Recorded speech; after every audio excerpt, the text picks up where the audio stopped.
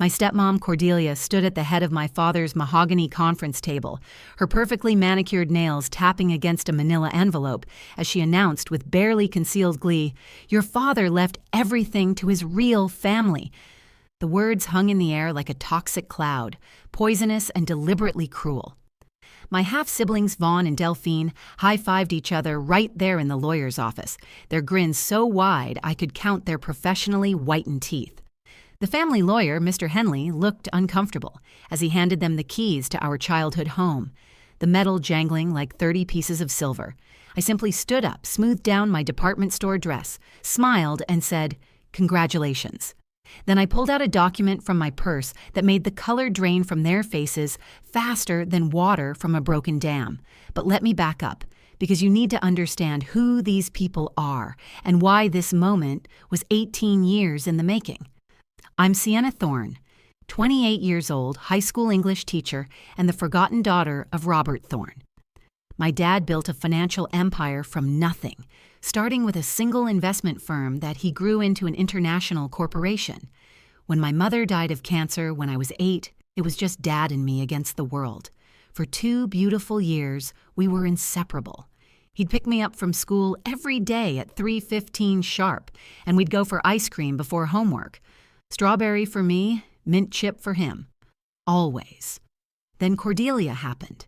She was his secretary at the firm, 20 years younger than him, with platinum blonde hair that she insisted was natural, and a laugh that sounded like wind chimes when Dad was around and breaking glass when he wasn't.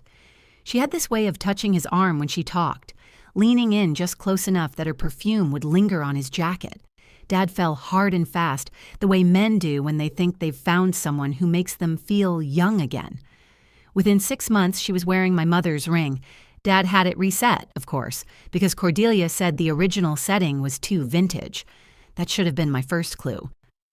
The wedding was a spectacle that erased any trace of my mother from our lives. Cordelia redecorated our entire house within a month, boxing up family photos and replacing them with modern art that looked like someone had sneezed paint onto canvas. My mother's garden became a swimming pool. Her library became Cordelia's walk-in closet. Then came the children. Vaughn arrived exactly 9 months after the wedding, as if Cordelia had planned it down to the minute. He grew up to be everything Dad wanted in a son. 6'2", varsity lacrosse captain, accepted to Princeton on what everyone pretended was merit, but we all knew was Dad's generous donation to their new athletic center. Vaughn had this habit of calling me sis in front of Dad, like we were close, then pretending I didn't exist the moment Dad left the room. Delphine came 2 years later, born with Cordelia's strategic mind and Dad's business instincts. By age 22, she was already running a charity that consisted mainly of hosting galas where rich people congratulated themselves on their generosity while writing off their donations on their taxes. She had perfected this art of backhanded compliments, saying things like, "Sienna, it's so admirable that you chose teaching. Not everyone needs to be successful in the traditional sense." The 3 of them formed this impenetrable unit with their matching Christmas card outfits and synchronized schedules. They vacationed in the Hamptons every summer while I was told there wasn't room because Cordelia had invited her extended family. They had Sunday dinners at the country club, where I wasn't a member because Cordelia thought it would be awkward to sponsor me. And Dad? Dad slowly disappeared into the role Cordelia crafted for him. The man who used to read me bedtime stories became someone who transferred money into my account on birthdays with a text that said, "Buy yourself something nice." The man who taught me to ride a bike became someone who missed my college graduation because Vaughn had a lacrosse tournament the same weekend. So when I got the call 2 weeks ago that Dad had died of a sudden heart attack at 58, I grieved, not just for the father I lost, but for the father I'd been losing for 18 years. And when I sat in that law office, watching Cordelia's perfectly rehearsed performance of the grieving widow while she mentally calculated her inheritance, I knew exactly what was coming. What she didn't know was that Dad had taught me one last lesson, and I was about to be his best student. 2 weeks before the will reading, I was sitting in my tiny apartment grading essays about The Great Gatsby, when my phone rang at 11:47 p.m. Nobody calls that late with good news. The caller ID showed Cedars-Sinai Hospital, and my heart stopped before I even answered. "Is this Sienna Thorne?" The voice was professional but gentle, the way people speak when they're about to change your life forever. "Yes." "Your father, Robert Thorne, was brought in this evening.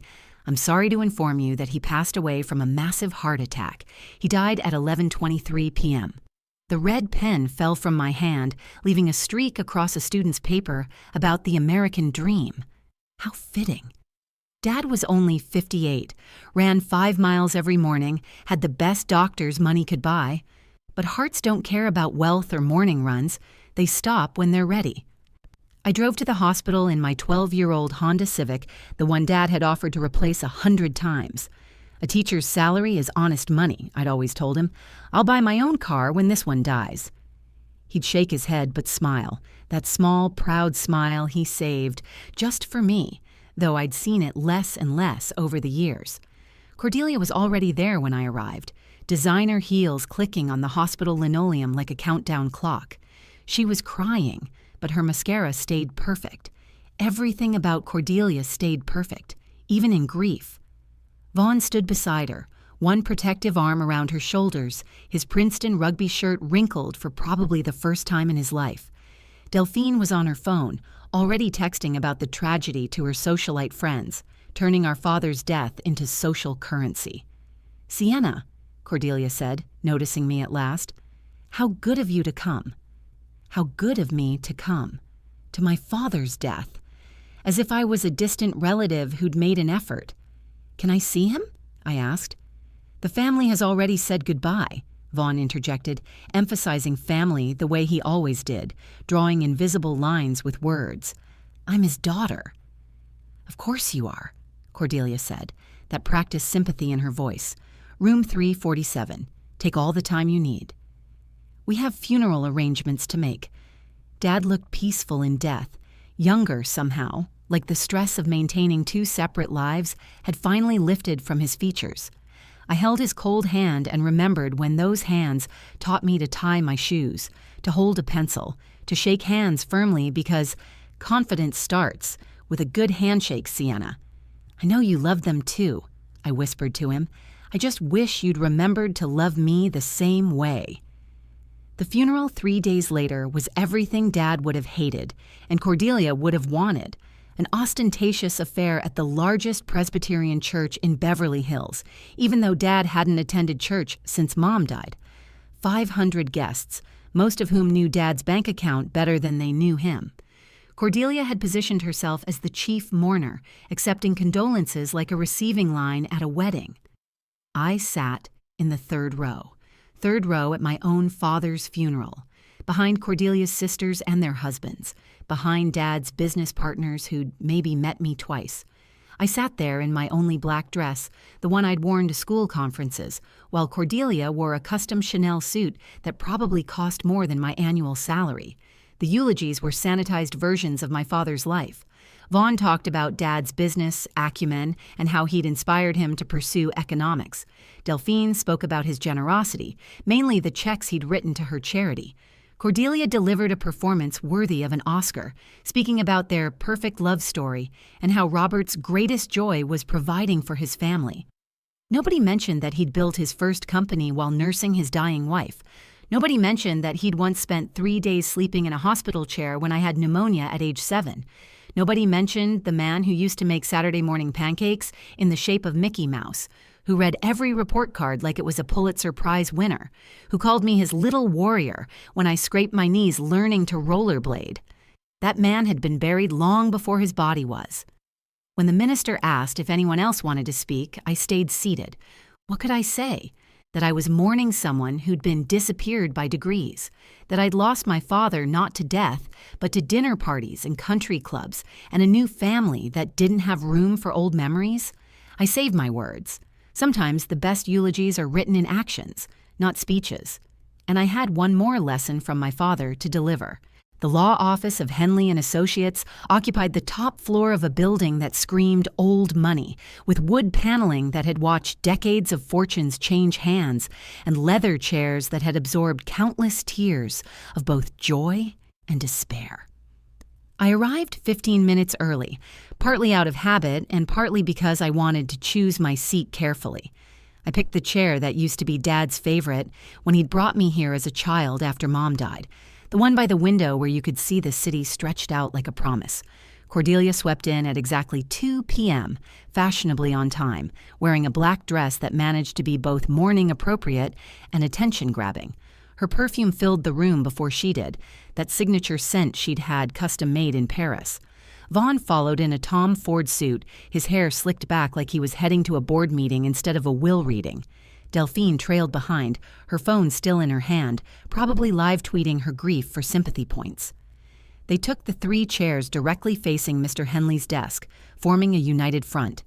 Cordelia's lawyer, a shark named Barrett whom she'd insisted attend, sat beside them with a legal pad that already had notes written on it. They'd come prepared to divide their empire. "Thank you all for coming," Mr. Henley began, his voice carrying the weight of 40 years in estate law. He'd been Dad's friend since college, the best man at his wedding to Mom, the one who'd handled her estate too. "Before we begin, I should mention that Robert updated his will 6 months ago." "Of course he did," Cordelia said, touching her pearl necklace in that practiced way of hers. "Robert was always meticulous about keeping things current. He wanted to ensure his family was properly protected." The way she said family while looking directly at me wasn't subtle. Nothing about Cordelia was subtle when she thought she'd already won. Mr. Henley opened the folder with Dad's will, the official seal visible even from where I sat. "I'll begin with the smaller bequests. To Vaughn Thorne, Robert leaves his complete watch collection, including the 1962 Rolex Submariner and the Patek Philippe Grand Complications." Vaughn's eyes lit up.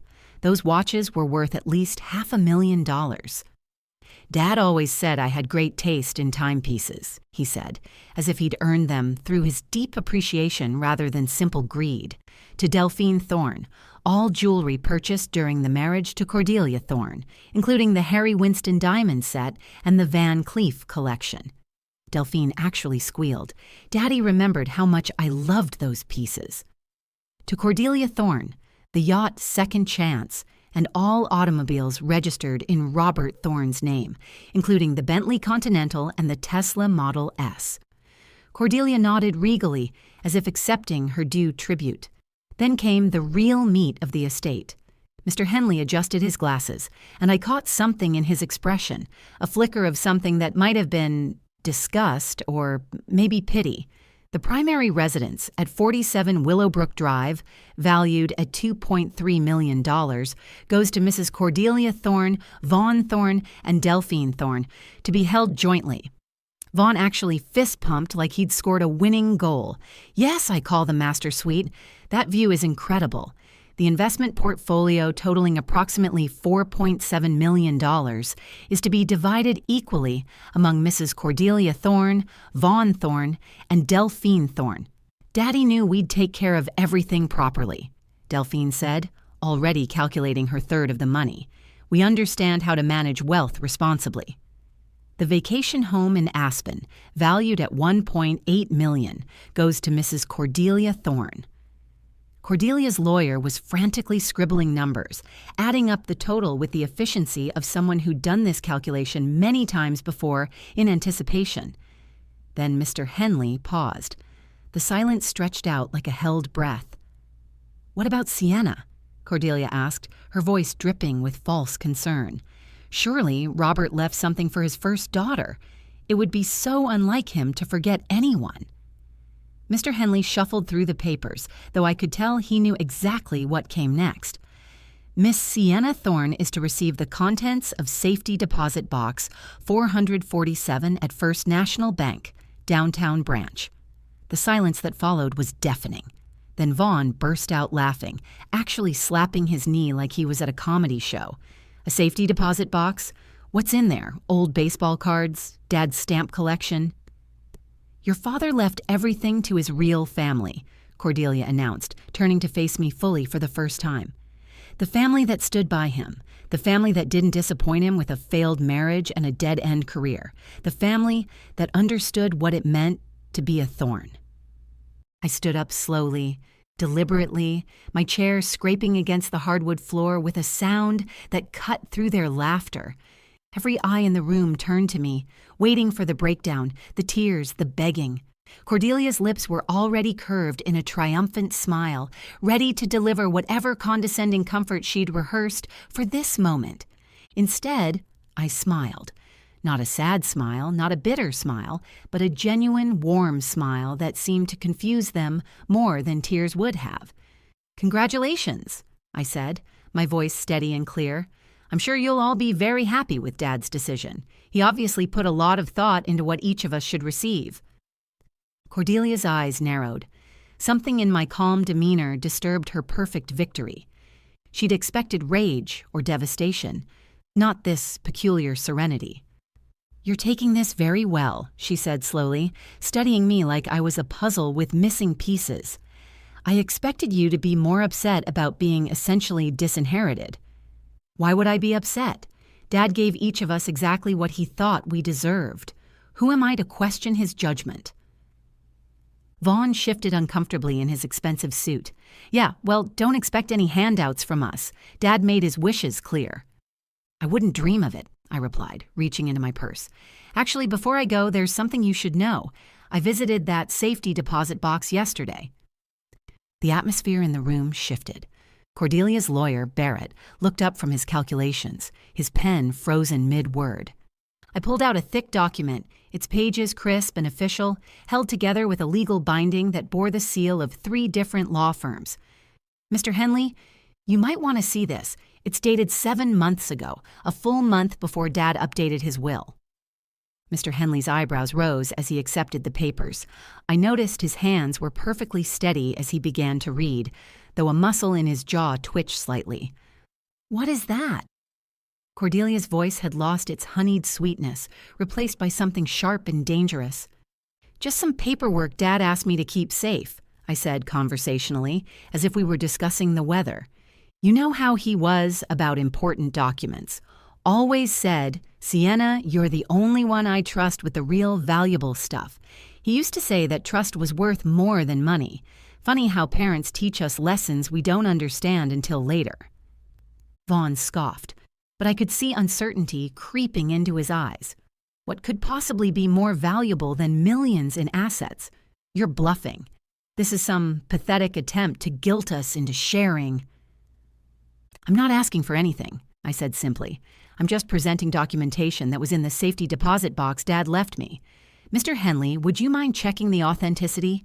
I believe you'll find your firm's seal on page 12, along with Morrison and Associates on page 18, and Blackstone Legal on page 24. As Mr. Henley flipped through the pages, his expression transformed.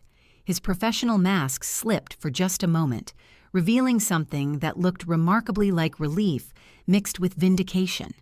He removed his glasses, cleaned them methodically, then put them back on and read through several sections again. "This is a binding, irrevocable trust," he said slowly, his voice carrying a weight that made everyone lean forward. "Established by Robert Thorne 7 months ago." "That's impossible," Cordelia snapped, her perfectly manicured nails digging into the leather armrest. "I would have known. I handled all of Robert's personal affairs." "Personal affairs, yes," I agreed. "But not everything.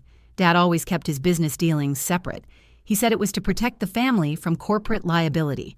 Turns out he was protecting something else entirely." Delphine had gone pale under her spray tan. "What does it mean?" "What's in this trust?" I pulled out a second document from my purse, this one a single page with Dad's letterhead. "There's also this, a letter from Dad, notarized and witnessed by 3 independent parties. Mr. Henley, you'll recognize the witnesses, I believe. Judge Morrison, Senator Blackthorne, and Dean Williams from Harvard Business School." Barrett, Cordelia's lawyer, finally spoke up. "My client has a right to see these documents immediately. This could be fraud, coercion, undue influence when Mr. Thorne was not of sound mind. By all means, examine them," I said, pulling out additional copies. "I brought extras. Dad always said to come prepared, especially when dealing with family matters. He taught me that the night before my high school debate championship. "Sienna," he said, "anticipation is 90% of victory." I never forgot that lesson. As I handed out the copies, I caught Mr. Henley's eye. He gave me the slightest nod, and I knew that whatever came next, Dad's final lesson was about to be delivered. Mr. Henley cleared his throat, the sound echoing in the suddenly silent room like a judge's gavel. "This is an irrevocable trust, established by Robert Thorne, naming Sienna Thorne as the sole beneficiary." Cordelia shot to her feet so fast her chair rolled backward into the wall. "That's impossible. I would have known. I signed everything. I was at every meeting." "According to this," Mr. Henley continued, his voice gaining strength with each word, "Mr. Thorne transferred his entire company, Thorne Investments International, into this trust 7 months ago. Not the personal holdings you've just inherited, but the company itself. The corporation that owns the patents for the financial software systems, the international holdings in Singapore, London, and Tokyo, the subsidiary corporations, the real estate investment trusts, everything under the corporate umbrella." Barrett was flipping through his copy frantically, his face growing redder with each page. "This can't be legal. Mrs. Thorne has spousal rights to community property." "The company was established before the marriage," Mr. Henley explained patiently. "It was explicitly excluded from community property in the prenuptial agreement that Mrs. Thorne signed 18 years ago. Page 47, Section 9, if you'd like to reference it." "But the will," Delphine's voice cracked like thin ice. "The will said we get everything." "The will distributed Mr. Thorne's personal assets," Mr. Henley said, now looking directly at each of them in turn. "The house, the cars, the jewelry, the personal investment portfolio, the vacation home, all personal property accumulated during the marriage. But the company, which generates approximately $18 million in annual revenue and holds assets worth over $100 million, was already in trust. It was never part of the estate to be willed." I pulled out the letter from Dad, the one with his personal letterhead, the one I'd saved for this moment. "Would you like me to read Dad's explanation?" Without waiting for an answer, I began, my voice clear and steady.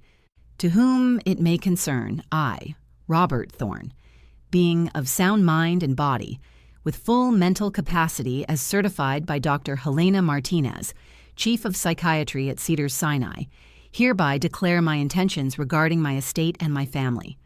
For 18 years, I have watched my wife Cordelia systematically isolate my daughter Sienna from our family. I take full responsibility for allowing this to happen. I was weak, I was comfortable, I was complicit, but I was not blind. I have documented evidence of the following: Cordelia's 3-year affair with her personal trainer, Marcus Webb, including credit card records and hotel receipts; Vaughn's academic fraud at Princeton, where he submitted purchase papers for his economics degree, which I covered up through donations to prevent his expulsion; Delphine's embezzlement of $47,000 from her charity organization, which I quietly replaced to avoid scandal. I gave them what they always showed me they wanted: my things, my possessions, my material wealth.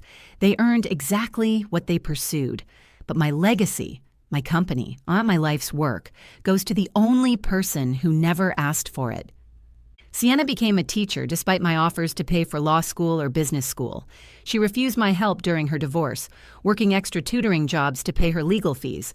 When I tried to buy her a new car last year, she told me, "Dad, love isn't measured in dollars." She was right, but sometimes justice is.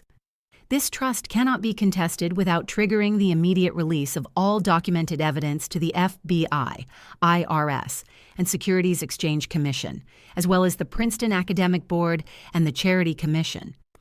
My death does not void this provision. 3 separate law firms hold sealed copies with instructions to release upon any legal challenge. To Cordelia, Vaughn, and Delphine, you have received your inheritance. Live with it. To Sienna, you have received my respect, my apology, and the tools to build something better than I did. Your mother would be proud. I hope, someday, you can forgive me for taking so long to do the right thing. Signed, Robert James Thorne. The silence that followed was complete. Vaughn had slumped in his chair like a deflated balloon. Delphine was crying, real tears this time, her mascara finally running in black rivers down her cheeks. Cordelia stood frozen, her mouth slightly open, looking at me like she was seeing me for the first time. "You knew," she whispered. "At the funeral? At the house? You knew all along." "I found out yesterday," I said quietly, when I opened the safety deposit box. Dad left me one final lesson in patience, in dignity, and in the importance of letting people reveal who they really are. "The prenup," Cordelia said faintly, sinking back into her chair. "Without the company income, the houses, the taxes alone will bankrupt us within 2 years." Cordelia collapsed into her chair, the reality of her situation hitting her like a physical blow. The prenup states that if the company wasn't part of the marital estate, I only get what Robert specifically left me. The taxes on the house alone, without the company income to support it, the maintenance, the property taxes, we'll have to sell everything within a year. "You'll have to get jobs," I said simply. "Like regular people do. Like I did when I graduated college, and Dad offered me a position at the company that I turned down because I wanted to earn my own way." Vaughn was frantically calculating on his phone, his fingers shaking. The capital gains tax on selling the watches, the inheritance tax on the money. Without the company's tax advisors and legal team, we'll lose 60% of it immediately. "There are accountants who help middle-class people with taxes," I offered. "They charge about $300. I can recommend mine if you'd like." Delphine looked up at me through her tears. "Sienna, we're family. You wouldn't really let us lose everything. What about Vaughn's student loans that Dad was paying? What about my apartment in Manhattan?" "Family?" The word tasted bitter in my mouth. Family doesn't make a child eat dinner in the kitchen while everyone else eats in the dining room because the table only seats 6 comfortably.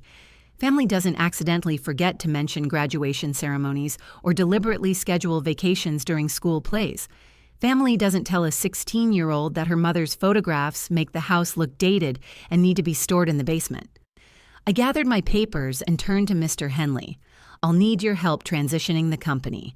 Dad left specific instructions that all current employees keep their jobs and get a 5% raise, except for 3 executive positions that were created in the last 2 years: the Executive Vice President of Strategic Initiatives, the Director of Family Foundation Affairs, and the Special Consultant for International Relations." Vaughn went white. "That's my job." "That's your title," I corrected. "Your job was playing golf with clients who were already locked into contracts. The real work was done by Sandra Martinez, who's been with the company for 15 years. She'll be getting your position at half your salary and doing twice the work you never did."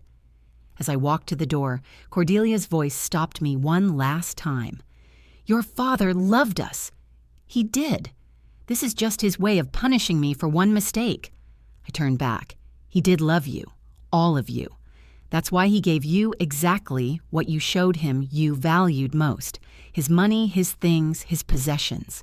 But he gave me what I never asked for, but always deserved: his respect, his trust, and proof that he saw everything, remembered everything, and in the end, chose the child who loved him rather than his bank account." Barrett, Cordelia's lawyer, finally found his voice. "We'll contest this. No court will uphold such a vindictive manipulation of assets." Mr. Henley spoke up then, a small smile playing at his lips. "You're welcome to try. But the moment you file, a press release goes out to the Wall Street Journal, The Times, and the Financial Review explaining why those executive positions were eliminated and detailing the irregularities that required correction." Robert was very specific about that provision. 2 months later, I sat in what used to be Dad's office, now mine. The panoramic view of the city stretched out before me, but I wasn't there to admire it. I was meeting with the board about converting Thorn Investments International into Thorn Education Initiatives, a nonprofit that would provide free tutoring, scholarships, and educational technology to underfunded schools. Cordelia had called me the week before. She was working as a receptionist at a dental office in Encino. The humility in her voice was foreign, but perhaps genuine. Vaughn had taken a job coaching youth lacrosse in Connecticut, living in a studio apartment. Delphine, surprisingly, had shown the most growth. She'd taken an entry-level position at a legitimate animal rescue organization and was actually learning grant writing. I sold them back the house for $1 with one condition. They had to maintain employment for 5 consecutive years. It was Dad's final lesson, delivered through me. That wealth without work is meaningless, that privilege without purpose is empty, and that sometimes the greatest inheritance a parent can leave is the opportunity to become who you were meant to be. Mr. Henley, now on my board of directors, told me something at our last meeting that I'll never forget. Your father planned this for 3 years.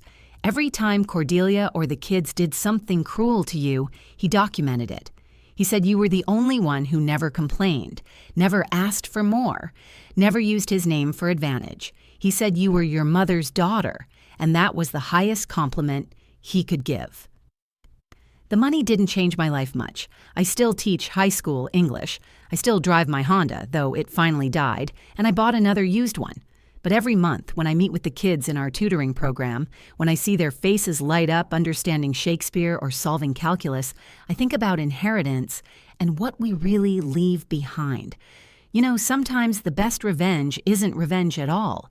Sometimes it's becoming exactly who your parent knew you could be, especially when everyone else was too busy counting money to notice they were losing everything that actually mattered. My dad's final lesson wasn't about money or trust funds or corporate law. It was about patience, dignity, and the quiet power of letting people reveal exactly who they are when they think they've won. If this story resonated with you, if you've ever felt like the outsider in your own family, or wondered if quiet dignity beats loud demands, I'd love to hear your thoughts in the comments below. What would you have done in my situation? Would you have sold them the house back? Would you have helped them at all? Like this video if you believe that true inheritance isn't always about money, and share it with someone who needs to hear that their worth isn't measured by what they're given, but by who they choose to become. And don't forget to subscribe to our channel for more stories about families, secrets, and the unexpected ways justice sometimes finds its way home. Tomorrow's story is about a woman who discovered her mother-in-law had been secretly recording every conversation in their house for 5 years, until the day she accidentally recorded her own confession to something that changed everything. Until then, remember, the best inheritance isn't always what's in the will.